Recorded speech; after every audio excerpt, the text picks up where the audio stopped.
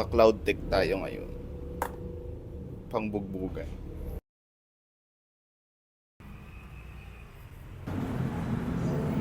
Another day, another vlog. Ano mo ka-vlog dito? Pangit. Late na si Isa. Galit na siya sa akin. Ayun na si Patmobile.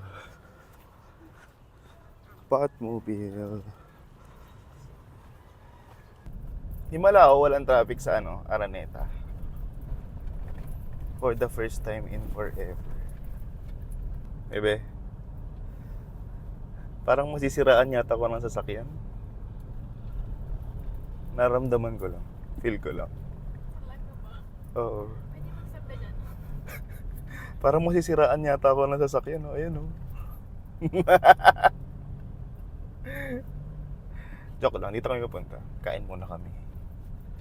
Sa Jollibee, bida ang saya. Shit, walang parking. GG, walang parking. Fun fact. Alam niyo ba, hindi nakakakain si Isa ng ng walang iPad. Ikaw The iPad Kid.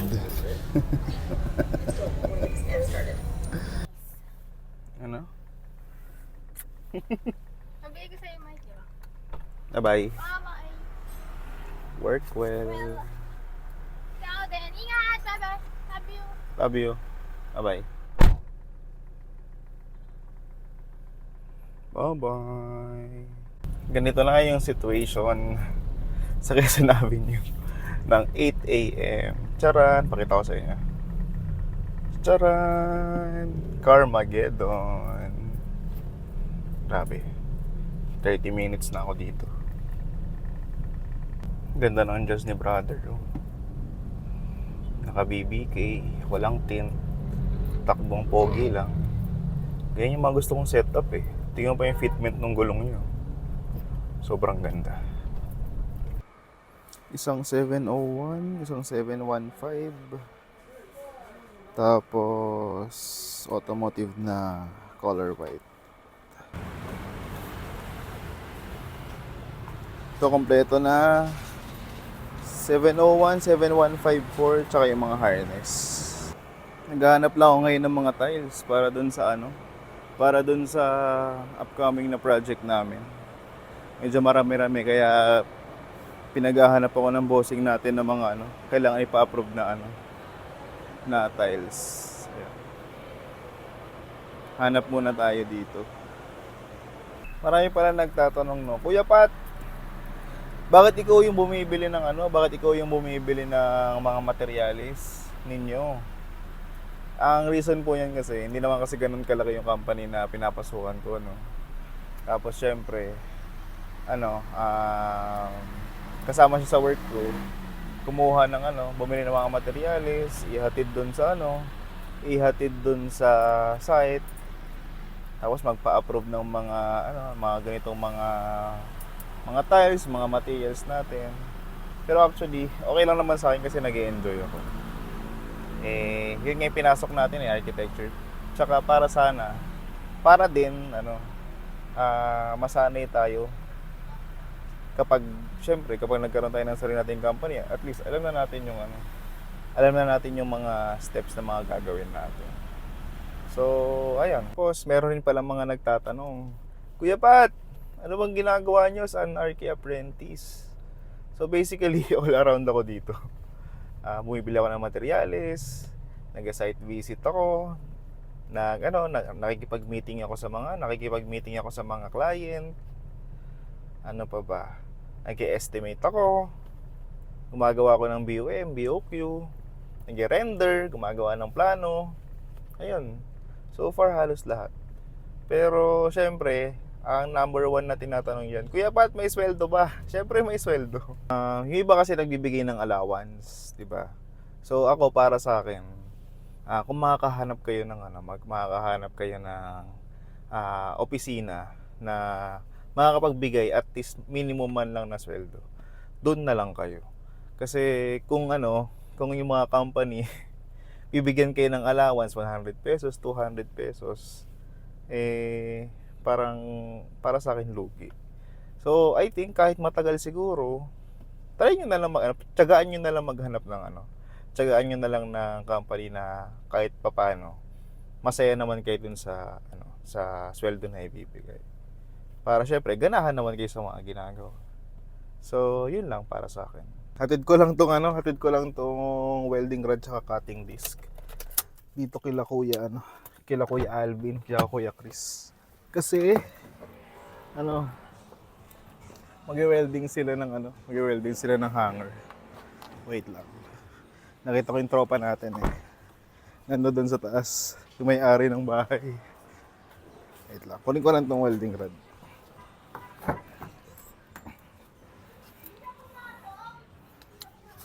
Ito, welding rod. Yung welding rod, deliver muna natin doon sa site.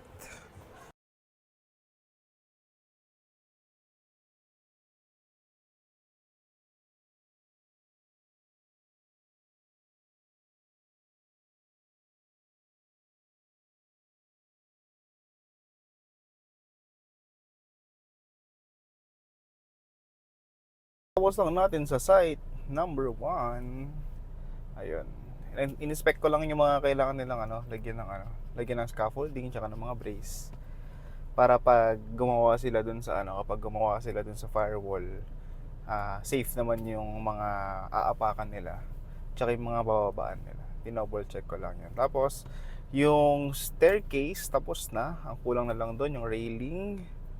Tapos, mamaya balik ulit ako doon kasi kailangan ng welding rod para dun sa hanger tsaka ng cutting disc na pang bakal. So, yun. Tsaka baka marami rin nagtatanong siguro, no? Kuya, paulit-ulit na lang yung ginagawa mo sa araw-araw? Hindi ka ba nagsasawa? Wala, ganun talaga eh. Yun na yung naka-assign sa atin na project eh. So, syempre, para magamay mo rin yung work, kailangan mo rin siyang gawin frequently. So, yun. Okay naman, masaya naman ako. I mean, masaya talaga ako sa work ko kasi ito yung dream job ko talaga. Sa construction, yung mag-build ng mga structure, mag-design, gano'n. So, actually, advantage rin to sa mga apprentice na katulad ko kasi yung mga tinuro sa amin sa school, sa college, sa architecture is na-apply ko siya in actual. 'Di ba? At least sabi kasi nila, may advantage din yung mga nag-work sa field sa board exam. So it's a plus for me. So yun lang naman. Masaya naman tayo. As in super duper happy. Grabe Sobrang kawawa na nitong sasakyan. Sobrang daming gas-gas. 1 2 3. Pero kung titignan nyo, pag mas malapit, sobrang dami. Pag malayo kasi pag malayo, mukha naman siyang okay. Kaso kasi lagi siyang ginagamit araw-araw. Pangkarga mo ba naman ng Pangkarga mo ba naman ng hollow block, semento, tsaka pintura. Pero ito sa amin, na to? ROI na to. It serves its purpose. Kaya sulit na yan. Marami nang pinagdaanan sa amin to. Oo, di ba? Nakita ko lang tong project dito sa sa likuran ng car wash. Sobrang bugbog ng scaffolding. Pero ang laki ng building. Sa susunod, magkakaroon din tayo ng project na gano'n. Yan, kakatapos ko lang mag-car wash. Sunduin mo natin si Isa. Nag-aaya somewhere Pagbigyan natin. Hi, bebe! Nabinig. Hi! Bye!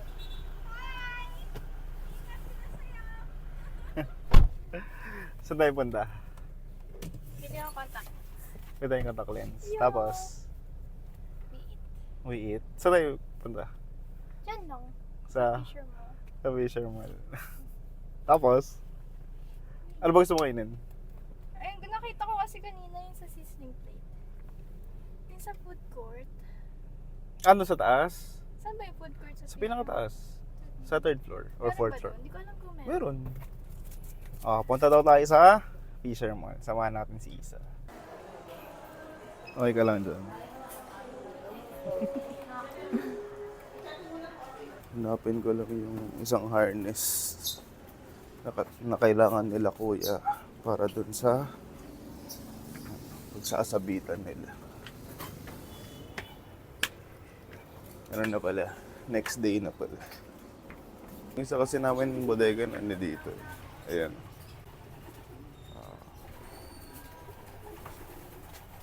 Dito rin yung mga ibang tools. Yung hinahanap ko ng mga sander. Kasi ito pang router. May bago pang grinder. May palang dito, may palang wire dito. Ito rin yung blower na kailangan ko. Tapos yung niya. Yung kasama niya. So di ko mahanap yung Di ko mahanap yung yung harness. Ito na yung harness. Bigay ko na lang kila kuya. Inaalas pa. Nakagat tayo ng aso. GG. Sakit ilang beses akong in-injectionan. Lalo na dun sa sugat kasi medyo malalim. Sobrang sakit pa naman sobrang sakit ng injection. As in, tapos in-injectionan pa ako ng anti-tetano dito sa kaliwa. Tsaka dito sa left and right din na na anti-rabies. So, yun guys, sorry kasi hindi ko na natapos yung vlog. End ko na yung vlog kasi medyo masama yung pakiramdam ko.